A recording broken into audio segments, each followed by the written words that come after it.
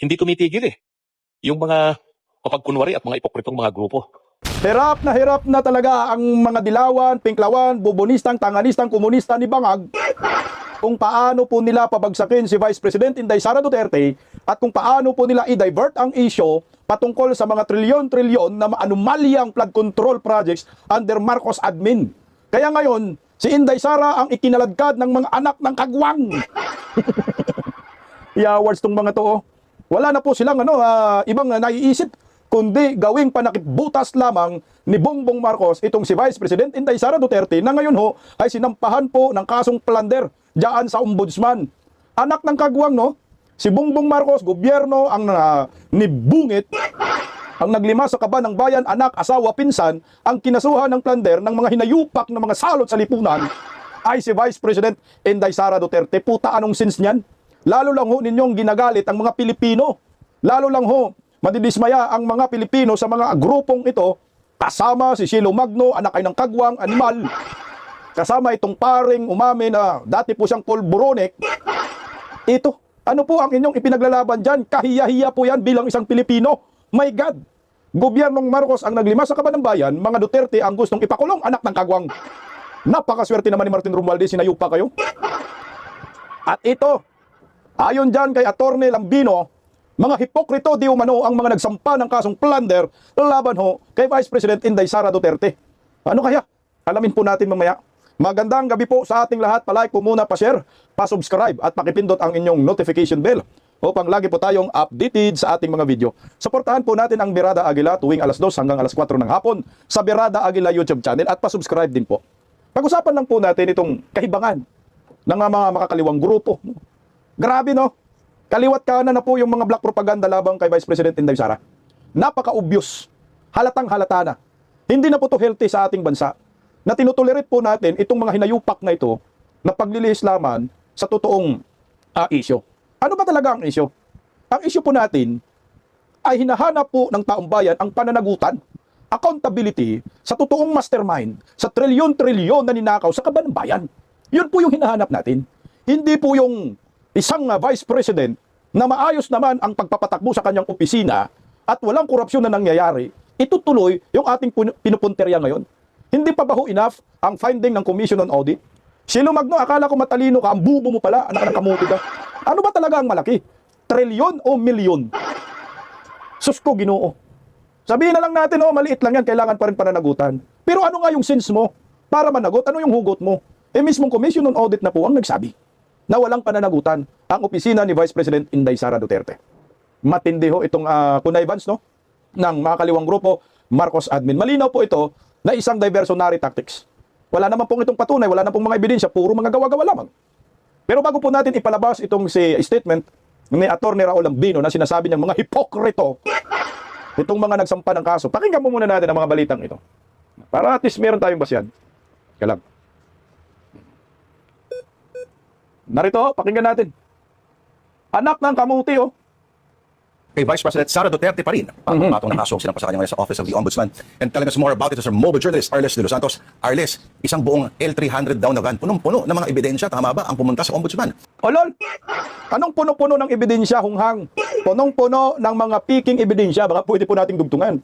Anong patong-patong na kaso? Baka pwede nating dugtungan. Patong-patong na gawa-gawang akusasyon laban po sa Office of the Vice President. Alam mo kasi, itong mga media malaki talaga ang tulong nila kung papaano maglabas ng mga black propaganda laban sa isang politiko. At ito po ay isang malaking kalukuhan po. Malaki ang tulong nila kung paano i-divert ang totoong issue. Kagaya ho nito. Kung hindi lang naman to binalita, kung hindi lang naman pinapatulan ng mga mainstream media yung mga black propaganda, wala sanang usapin. Kaso nga lang, negosyo nga ho kasi yan. Pera-pera lang yung mga bayarang media. Pero kailangan rin po nating i-rebat dahil anak ng kagwang, kung hahayaan po natin ito, wala na nga tayong kakamping media except sa SMNI, hahayaan pa natin na hindi natin sagutin. Sasagutin natin ito dahil maliwanag po ito ay panluluko sa kapwa Pilipino. Gito lang yun. At sino-sino itong mga grupong nagsampa ng kaso? Lord at Prino, nako, ang daming ang papeles yung ibinaba dito kanina, no? Ang mga pasado alas 12 ng tanghali. Ayan ay kaugnay sa isinampa na reklamo, patong-patong yan, no? Kasong plunder, bribery, malversation at paglabag sa Anti-Graft and Corrupt Practices Act, no? Ang sinampalaban kay Vice President Sara Duterte at 15 pa, no, ng mga opisyal ng DepEd at OVP, no? Kasama dyan si Zuleika Lopez, no? Ayan ay kaugnay ng umanimaan malyang paggamit ng confidential funds ng pareho na opisina na tinawag ng ilan, no, na parang sistematiko daw, no? Para na paraan yung pagtatago at paglilihis, no, ng mga pondo na ito, no? Busy rin umano yung mismo na may kinalaman dito at namili ng mga tao kung kanino ibibigay at kanino ipapadala ang mga ito, no? Ayon sa mga complainant, yung 612.5 million pesos na confidential funds ay divert, misuse at concealed, no? Kaya naman meron daw, may mga cash advances din silang nakita, no, na inilabas, no, kagaya na lamang yung ibinigay sa AFP officers na si mismo si Vice President Sara Duterte din daw ang nag-utos at yung mga opisyal na yon ay hindi naman daw dapat na makakuha ng mga pondo ng gobyerno at least from the confidential funds, no? Gayon din ang anilay kaduda-duda at ilang mga questionable na mga pangalan doon sa mga resibo ng confidential funds kung saan nga lumutang, no, itong pangalang Mary Grace Piatos at iba pa nakalapit doon sa pangalan ng mga chichirya kung saan nga sa pag-recheck din ng record 1,992 na mga pangalan na ito, no, 1,322 sa mga ito ay walang nakitang birth record sa Philippine Statistics Authority. Sinong nagsabi niyan? Mga makakaliwang grupo. Ang Commission on Audit, wala man lang findings na ganun. Putang ina, confidential, ipabalik-balik na lang ho tayo sa isyong ito, confidential funds. Inday Sara lang pinag-iinitan, pero yung Office of the President, billion-billion yung confidential funds eh. Nakailang taon na si Bangag, sobrang dami ng confidential funds. 5 billion ang average ng confidential funds. Intel funds, mga 10 billion average. So si Bangag, mga 3-4 na taon na. So mga almost 40 billion na ang confidential funds. Intel ni Bangag, nasan? Ino-audit ba ho ninyo? Sinasampa nyo ba ng kaso si Bongbong Marcos? Putang ina ninyo, maliwanag yan ay gusto lamang ninyo sirain si Inday Sara. Simpleng logic lang kung ikaw Pilipino. Naniniwala ka ba sa mga galawan ng mga kaliwa na concern sila sa pera ng bayan? Hindi na, bulto-bulto pang papel, sayang lang yan eh.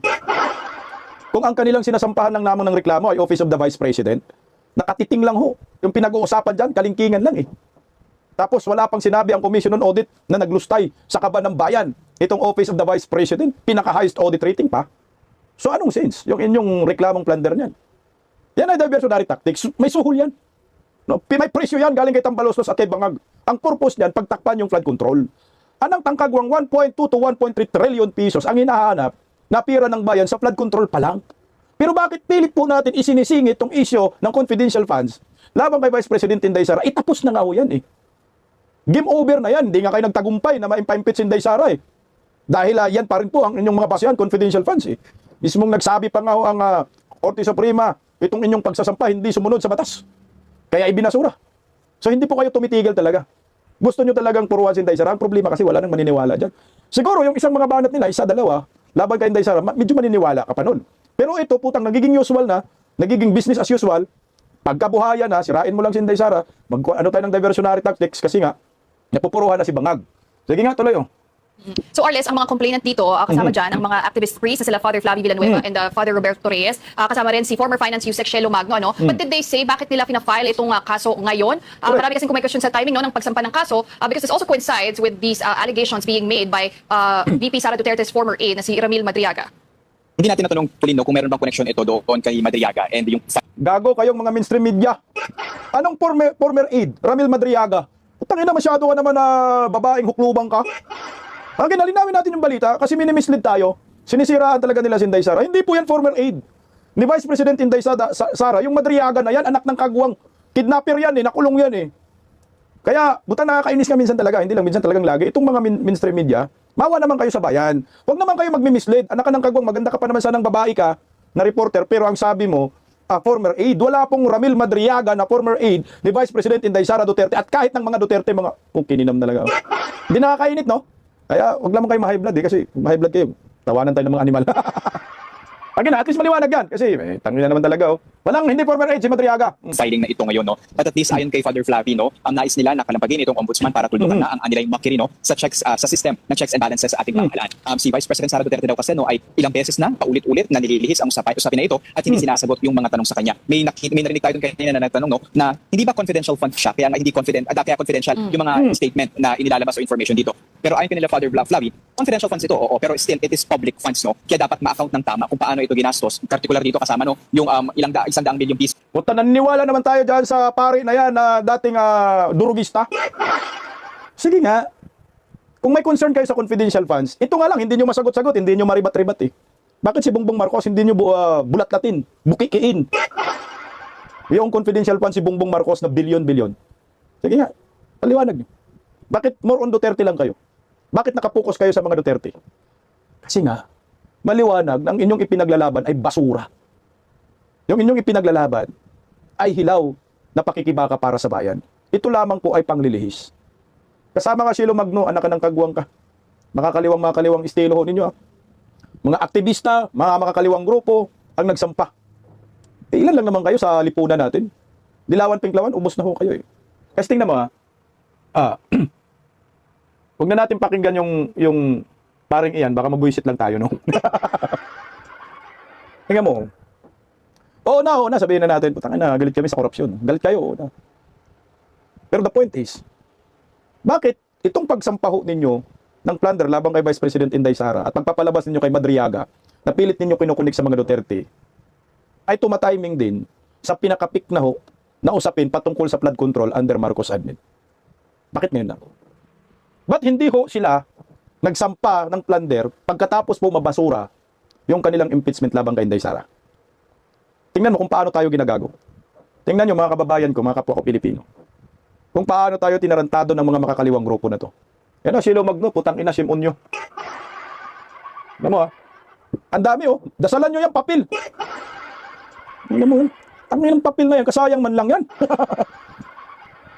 Isipin mo pinag-uusapan ay 600 million daw, pang ganun. Tumubo na yung 125 million, nagiging 600 plus na eh. Sabi hindi daw sumasagot si Inday Sara. Putang ina, sino ba kayo para sagutin Inday Sara? Bakit ako sasagot na alam ko naman ang aking opisina ay maayos ang pamamalakad at wala pong nakita ang Commission on Audit? Sheila Magno, paring dating drogista, aktivista, mga kaliwang grupo, matatandang buplax. Tingnan nyo po kung ano po yung ambag nila sa lipunan bago po kayo maniwala. Kasi para sa akin, pinilit lang tayong lituhin eh. Ang hinahanap po natin itong trilyones, hindi yung kay Inday Sara na sinabi naman ako ng Commission on Audit. Okay na yan. Wala nang problema eh. O tingnan mo kung hindi ba naman kayo si Raulo, si Bongbong Marcos naglima sa Kaban ng Bayan, si Inday Sara ipakulong nyo. Sana magsampa rin kayo ng kaso kay Bongbong, labang kay Bongbong, pinsan niya. Kasi bawal man na sampa ng kaso kasi may immunity si Bongbong. Si Martin na lang. Kasi si Lisa Baki, Sandro Marcos budatang mata. Kasama na rin yung isang pang Martin na Ranita. Para makapaniwala naman kayo na concern kayo sa bayan eh. Hindi kayo concern sa bayan. Panggulo lang kayo sa bayan. Mga bayaran kayo ni Bungit. Kasi kung hindi kayo bayaran ni Bungit at ang Balos-Los, hindi sana, sinampahan na po ninyo ng kaso itong magpipinsan. Si Bungit, impeachment. Kasi may immunity man. Hindi nyo magawa. Kasi yung panluloko ninyo sa kapwa-tao, sobra-sobra na. Kaya tinawag kayo na hipokrito eh. Ni Atty. Raul Lambino.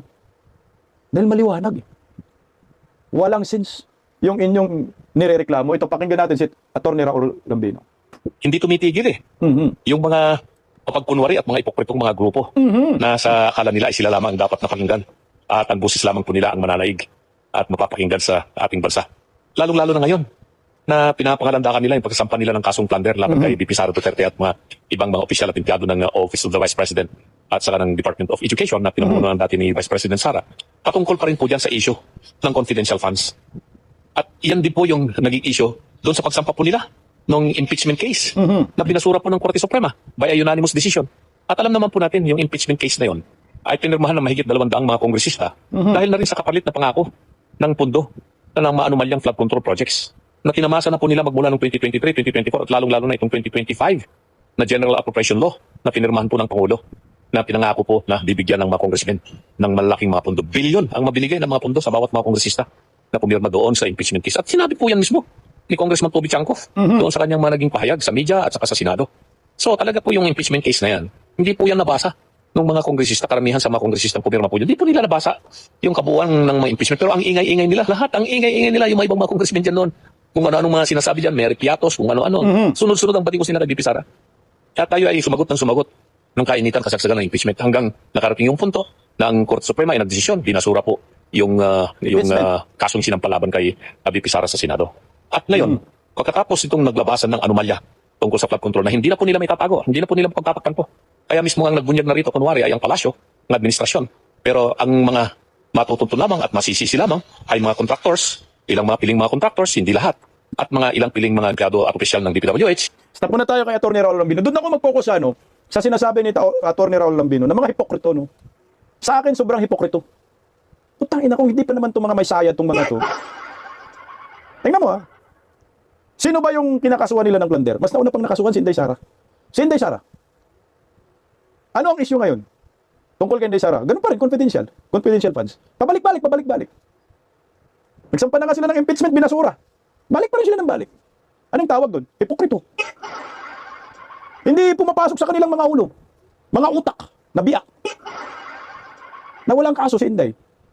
Maayos ang paggamit ng pundo. Isa pang hipokrito. Pagiging hipokrito. Ano bang malaki? 1.3 trillion pesos?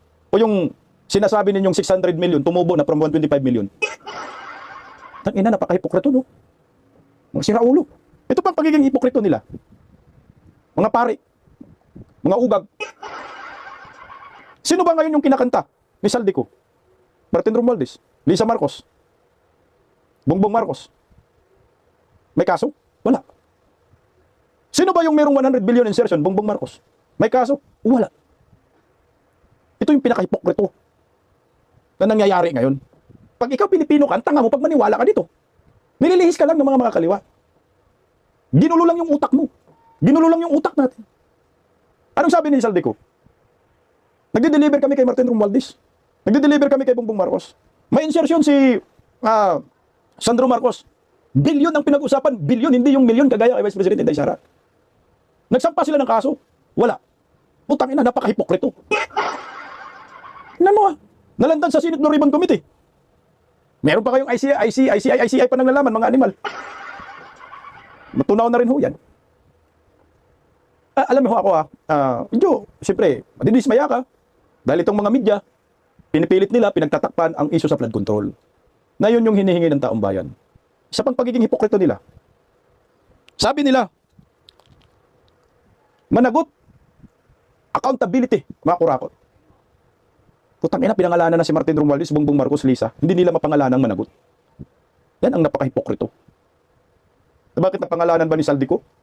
Si Vice President Inday Sara na pumirma sa GAA, tanga mo naman pag maniwala ka. But for example, si Inday Sara nagpirma, tungaw nyo. Ang nagpirma ng GAA, Presidente. Isa pang pagiging hipokrito ninyo. Ito walang immunity itong mga animal. Bakit hindi nyo sinasampa ng kaso? Tinaguri ang pork barrel, kings. Ito, magtsuhin, no? Congressman with highest allocables. Simula nung 2023 hanggang 2025. Bilyon po yan, mga hunghang. First owner at second owner, mag-angkol. Ano, Sandro Marcos, 15.8 billion. Allocable. Martin Romualdez, 14.4 billion din. Meron ba kayong sinampang kaso dito sa mga magtsuhin na to? Mag-angkol? Wala. Binatikos ba ninyo, mga paring mga dating mga pulburonik? Itong magtsuhin na ito na naglilimas sa kaban ng bayan? Nasaan yung milyon ninyo na sinasabi? Tabang kay Vice President Inday Sara. Makakapantay ba dyan? Makakatapat ba dyan sa bilyon, trilyon na kinukulimbat ng mga animal? Yung 60 billion sa PhilHealth, yung Maharlika investment scam, nasaan na yun? Hinahanap nyo? Hindi nyo hinahanap. Kasi nga napakalaking halaga, bilyon. Ano yung hinahanap nyo ngayon? Milyon? Mga anak kayo ng kagwang, mga anak kayo ng pating. Patuloy po kayo nanluloko sa aming mga Pilipino. Huwag nyo po kaming tarantaduhin. Huwag nyo po kaming lukuhin. Dahil, hindi po yan pwede na tayong mga Pilipino ay patuloy po tayong tarantaduhin ng mga mga makakaliwang grupo kasabwat itong mga mainstream media. Kaya One News, News 5, GMA, ABS-CBN. Pinaalam nyo ba sa maraming Pilipino na hipokrito itong mga makakaliwa dahil hindi po nila pinansin ang trilyon-trilyon na pondo sa kaban ng bayan at bilyon-bilyong nawawala na may pakana itong pamilyang Marcos at pamilyang Romualdez. Kung hindi ba kayo hipokrito, utang ina, sana sinampahan ninyo ng kaso yung magtsuhin na yan. Lisa Marcos, walang immunity. Maliwanag yung mga sinasabi ni Saldico. Hindi po natin makakamtan ang hustisya. Sa mga totoong mastermind na ito, sa paglilima sa kaban ng bayan, kung kayong mga dilawan, mga komunista kayo, mga salot sa lipunan, kasama yung mga media, ay patuloy po din yung pagtatakpan ang katotohanan at totoong mastermind. Kawawa yung henerasyon natin. Kawawa yung susunod na henerasyon. Na dapat kailangan po natin ng tulungan. Ang problema nga, nagpapagamit itong mga hinayupak na mga media sa mga mastermind. Nilalaro tayo . Ito, full blast na po yung kanilang diversionary tactics. na bago magpasko, bago matapos itong taon, ay kailangan mawawala sa isip ng maraming Pilipino itong issue sa flood control na nakaladkad ang first family, Marcos Romualdez Aranita. Huwag tayong pumayag dyan. Kailangan po natin ipaalam sa buong mundo ang totoong may kasalanan sa paglilimas ng kaban ng bayan ay mga Marcoses. Mula noon hanggang ngayon. Salot pa rin sila sa lipunan. Intindi nang si Lisandro dyan eh.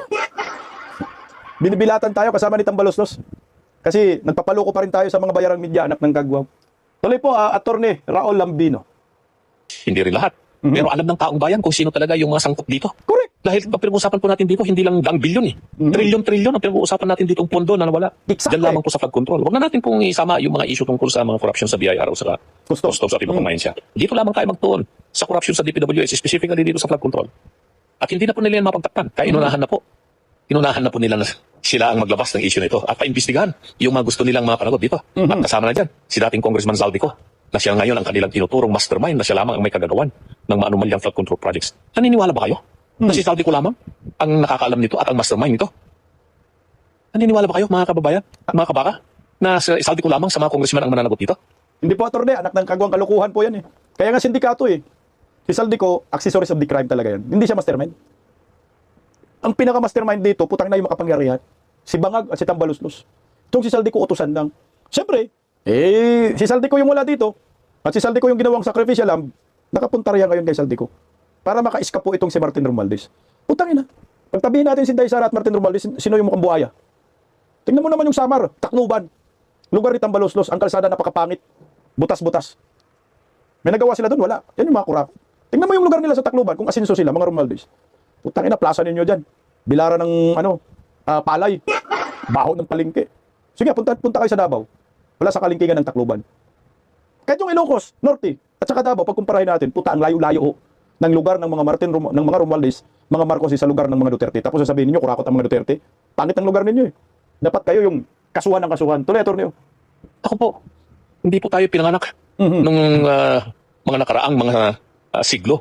Eh ngayon po alam na po ng lahat ng sabay ng Pilipino kung sino masangkot dito. Correct. Mga mambabatas, mga congressmen, mga senador, at kung sino ang mga mastermind dito. Correct. Hindi po mangyayari yung anomalya na yan kung si Zaldico lamang po ang para panagutin dito. Hindi lamang po dapat mga ilang kontraktor lamang, hindi lamang mga diskaya ang mananagot po rito. Maraming mga contractors dyan. Ilan sa kanila ay mga membro ng pamilya ng mga mambabatas.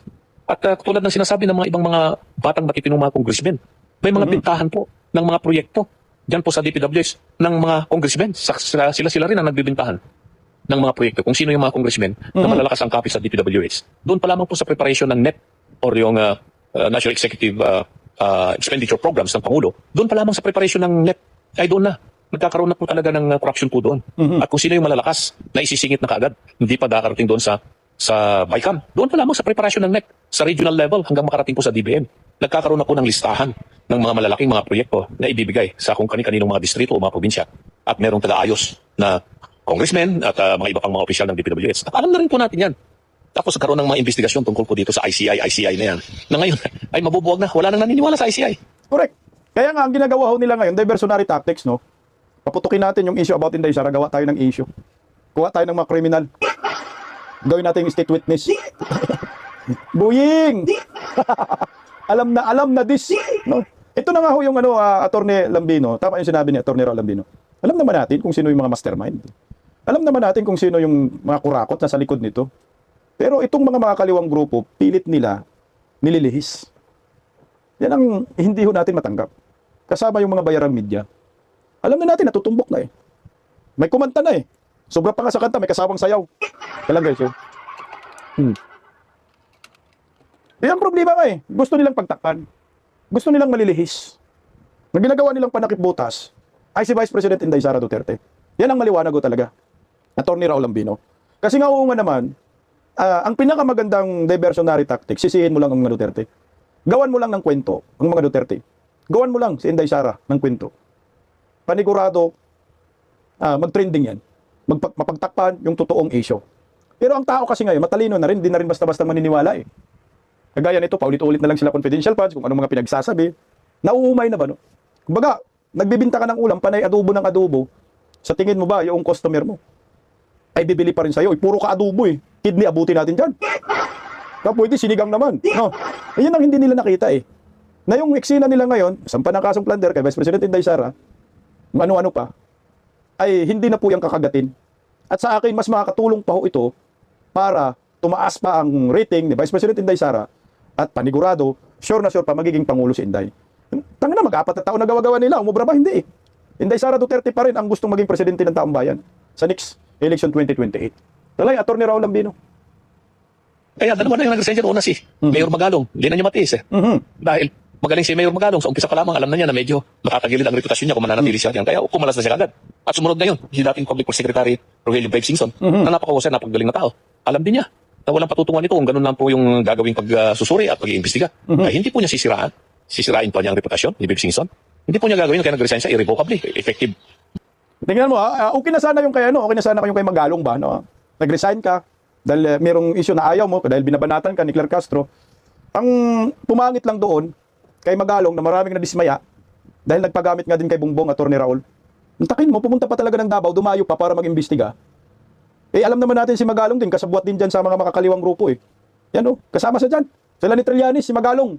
Kung mag-connive na yung mga hinayupak na yan, yan ang malungkot dyan eh. Yung dati, akala natin, totoo talaga siyang for good governance, pero sumasali sa mga makakaliwang grupo, ng black propaganda laban sa mga Duterte, sumasali sa mga Marcos, nawawalan tayo ng gana. So kumbaga, wala rin prinsipyo si Magalong. Kaya pag tumakbo yan sa senador, malabong manalo yan. Talo yan, para sa akin, di ko yan iboboto. Tuloy. December 15, kahit tanggapin o hindi ng Pangulo, wala nang magagawa dyan. Talagang aalis na talaga si Babe Singson dyan. Pero kung mangyayari dyan sa ICI na yan, eh sabi nga natin noong umpisa pa, hindi makatotohanan ang investigasyon na magaganap dyan. Correct. Ito ay gagawin upang mapagtakpan ang kabuuan ng anomalyang ito na trilyon-trilyong pera ng kaumbayan ng nakulimbat at binulsa ng mga mambabatas at mga kapwa nilang mga kakutsabang mga inhinyero, opisyal at empleyado ng DPWH. Correct. At siyempre nakinabang din yung mga paborito nilang mga kontraktor. At karamihan din sa kanila, sila rin ang mga kontraktor dito. At ito ngayon, ang tigsuriin natin mabuti. Bakit bigla-bigla? Itong mga grupo ng mga Katoliko, ng mga simbahan, mga civil society kuno, itong mga nagsasabing mga NGO, lahat po itong mga dilawan po ito eh. Correct. Itong grupong ito ay mga kampon po ito ng mga oligarko at mga elitista. Stop muna tayo doon. Ako, agree ako doon. Mga kampon ng mga oligarko at mga elitista. May kulang lang doon. Mga kampon ng demonyo. Sama mo na rin, mga kampon ng durugista. Kampon ng mga kriminal. Kampon ng mga buhaya. Yung paring dalawa dyan, kalbo tsaka yung hindi kalbo. Mga kampon mga demonyo kayo. Hinayupak na to, mga paring naturingan, makakaliwang grupo. Utak nila no. Magano naman kayo, magpakatotoo kayo sa kapwa. Kasi, pari kayo.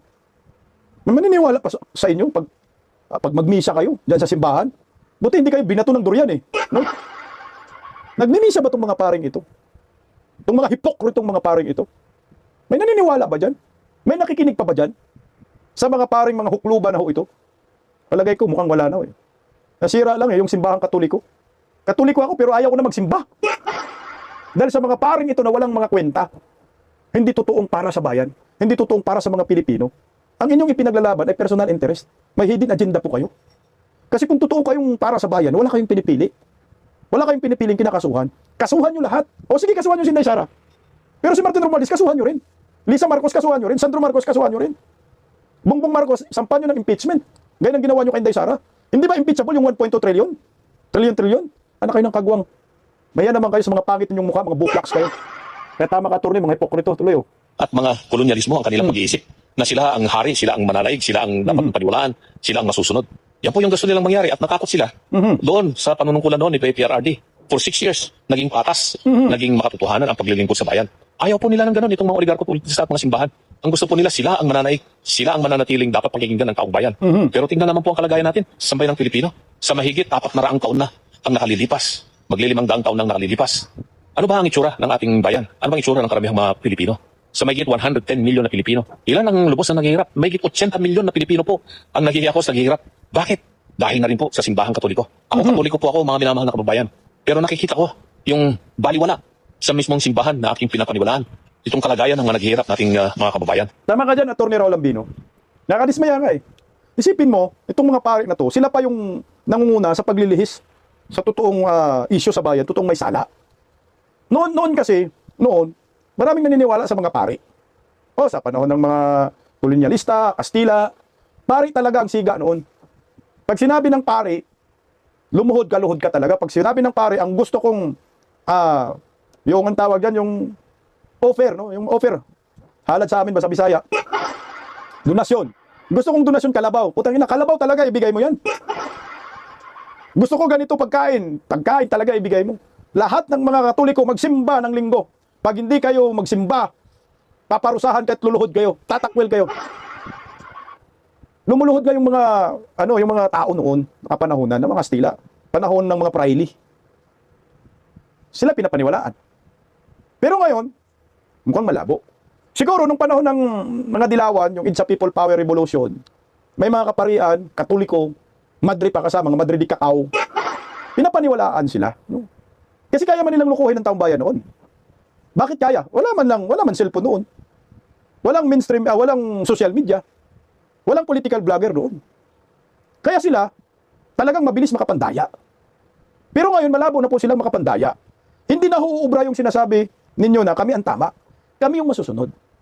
Ito yung daan, papuntang kaligtasan. Hindi na po yan. Hindi na po uso yan. Yung daan po ninyong tinatahak ngayon, daan papuntang kapahamakan. Bakit kapahamakan? Kasi nga, paano hindi ka mapahamak? Imbis tinuturo natin yung totoong mastermind na tutumbok na ang tinuturo ninyo yung maling tao. Inday Sara Duterte. Puta Marcos ka, trilyon, mga ipokrito. Sarap ninyo sindihan ng kandila sa Quiapo din eh. Sa totoo lang, nakakawalang gana maging Katoliko. Ako, inaamin ko. Hindi na po talaga ako nagsisimba sa simbahan. Pero Katoliko pa rin ho ako. Nagdadasal na lang ho ako sa bahay eh. Lalo na pag nakikita mo itong mga animal na mga paring kalbo na ito. Wala na, nadidemoralize ka eh. Para bang, huwag na tayo pumasok sa simbahan. Bakit? Yung pare doon eh. Pro BBM. Yung pare doon eh. Dilawan eh. Wag na lang, sa bahay na lang. Hindi. Utang, natatamaan kayo. Bukod kay Father, yung taga Cebu. Nirespeto natin si Father Siano. Hindi naman lahat ng mga pare, kagaya itong mga paring hukluban na ito, Padre Reyes, at saka yung isa, Umamindurugista. Hindi naman lahat, may mga matitino. Kaso nga lang, yung mga matitino, nadadamay ng mga walang kwentang kaparian, kagaya itong mga hinayupak na to. Tuloy yun. Kaya yun po yung kalunos-lunos tapos makikialam sa nila sa politika. At tapos ngayon, sasabihin nila dapat mapanagot si VP Sara doon sa confidential fund na may 600 million pagsamahin mo yung sa DepEd at saka sa Office of the Vice President. Meron ng dokumento po yan galing sa Commission on Audit. Correct. Meron na pong audit report yan. Correct. No? At unqualified pareho lang na talagang tama yung pagkagastos yan. Kasi confidential nga po yan, confidential fund. At yun po yung sinampan nilang kaso sa impeachment at binasura ng Korte Suprema. Nakita nila na pag yung impeachment ay kanilang bubuhayin pagdating ng February. No? Ay, siguro itong mga congressmen, baka po hindi po nila makuha yung kaukulang numero ng pipirma mga congressmen para may sampay yung impeachment doon sa Senado. Pero ipagpalagay po natin na makakakuha pa rin sila ng sapat na pirma. 1/3 of the total members of the House of Representatives ay pipirma pa rin. Dito sa impeachment ni VP Sara pagdating po ng February 6, itong 2026, ay maalanganin po sila pagdating sa Senado. Correct. Kahit na may mga ilang mga senador na atap nagingin yung impeachment ni VP Sara diyan sa Senado. At alam na natin kung sino itong mga ito. Sila yung mga senador na nag-aambisyon din maging Pangulo ng Pilipinas. Atap nadingin nila sa Senado pero makakakuha ba sila ng 16 na boto ng mga senador upang tuluyang makonvict at mapatalsik si VP Sara sa pagiging Vice Presidente? Ay alanganin po nilang magagawa yan. Malabong-malabo yan para sa akin. Tingnan mo ha. Bago natin pag-usapan, i-play natin ng kunti yung video. Kunti lang naman, segundo lang, ng paring hukluban. Palakpakan muna natin si Atty. Lambino. Alam nyo malabo eh. Malabo makakuha sila ng numero sa Senado. Sino ba yung atat na atat lang dyan ma-impeach si Inday Sara? Ontiveros, Bamakino, Kiko Pangilinan, Lacson, Tito Soto, Erwin Tolfo, 2 Tolfo. So 7 na yun. Ito lang naman yung 7 sa isa sa mga nakita ko na sure sila na gusto nilang mapa-impeach si Vice President Inday Sara. Pero yung ibang senador naglalaro na lang mo yan. Lalo na po yung 12 na senador na re-electionist. Putang ina, medyo malabo na kakagatin nila yung impeachment labang kay Vice President Inday Sara. Yung ginagawa ko kasi ngayon ng mga kaliwa, kasama yung paring hindi ka respeto, na maraming dyan tinatamaan, no? Maraming kumbaga gusto na tatamaan nila pag nagsampa sila ng kasong plunder. Unang-una. Ano ba ang purpose nila? Plunder, i-convict si Vice President Inday Sara. Kasi pag na-convict si Vice President Inday Sara sa plunder, malabong-malabo na makatakbo siya sa pagkapangulo. Conviction ang habol nila dyan. Pero magka-problema rin po sila sa kanilang mga ebidensya.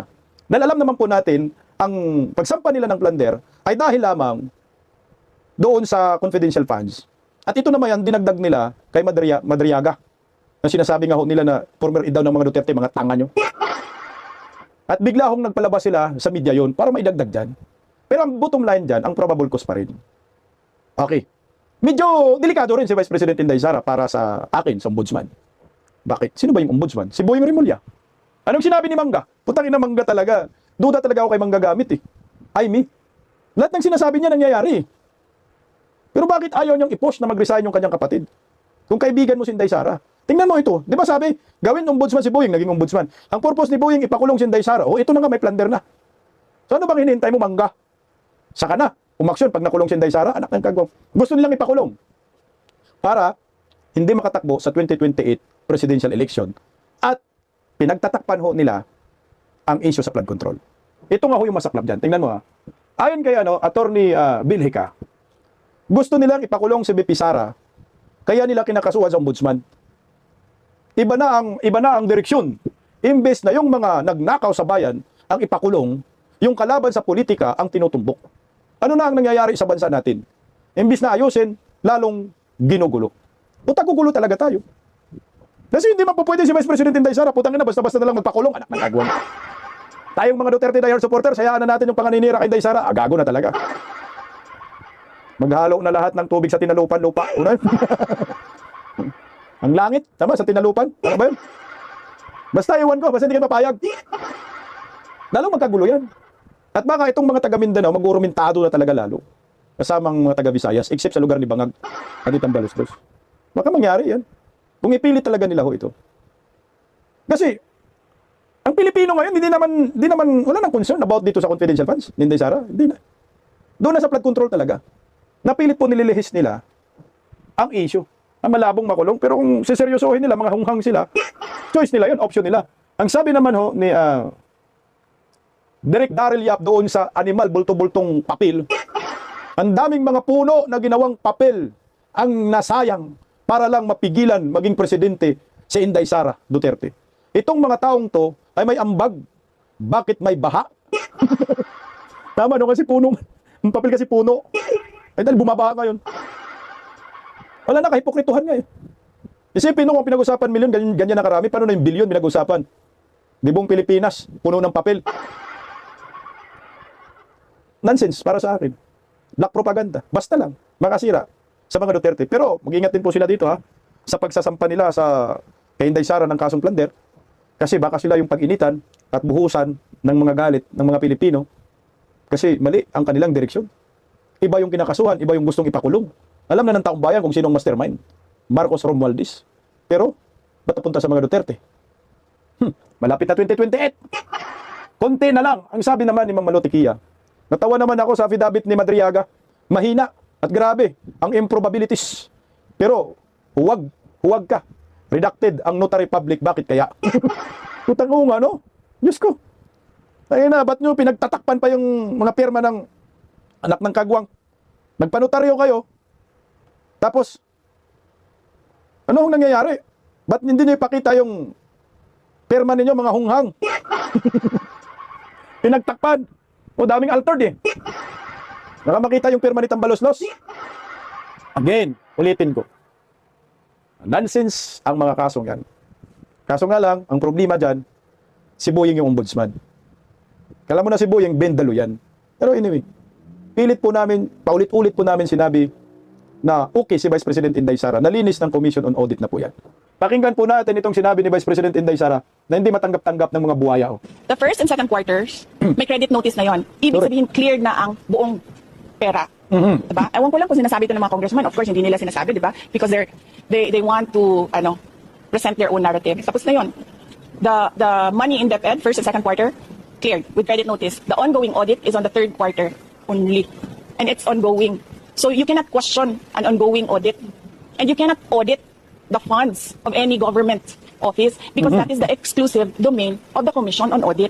Bakit nag-audit ang ating mga congressman? Dapat sila gumagawa ng batas. Nakikita nyo? Sinasabi na nila ngayon, in the proper time, we will legislate. Kasi sinasabi namin where is the proposed legislation? Hinahanap namin. So ngayon, dinadagdag na nila yon. Madali lang naman siya Pakinggan nyo lang, basahin nyo lang lahat ng mga nangyayari. Madali lang maintindihan kung anong ginagawa nila. Okay. Kasi nga, obsessed na sila sa mga kay Inday Sara, sa mga Duterte. Hindi na po nila kayang pigilan itong pagkapangulo ni Inday Sara. At hindi na po nila kayang pigilan ang pagbagsak ng tiwala ng maraming Pilipino sa kanila, mga Marcoses. Markado na sila. Kaya ang ginagawa ho nila ngayon ay panakip butas na lang si Inday Sara. Kasi nga, pag ang Duterte ang binibira, yung butas ng gobyernong nakangiwi ang panga na pagtatakpan. Itong flood control ngayon, pilit nila pinagtatakpan. Kaya tulong-tulong po tayo na hindi makalimutan ang issue sa flood control. Ito yung pinaka-number 1 issue na pinakamalaking pangungurakot sa kaban ng bayan sa kasaysayan ng ating bansa. Naganap under Marcos admin itong flood control.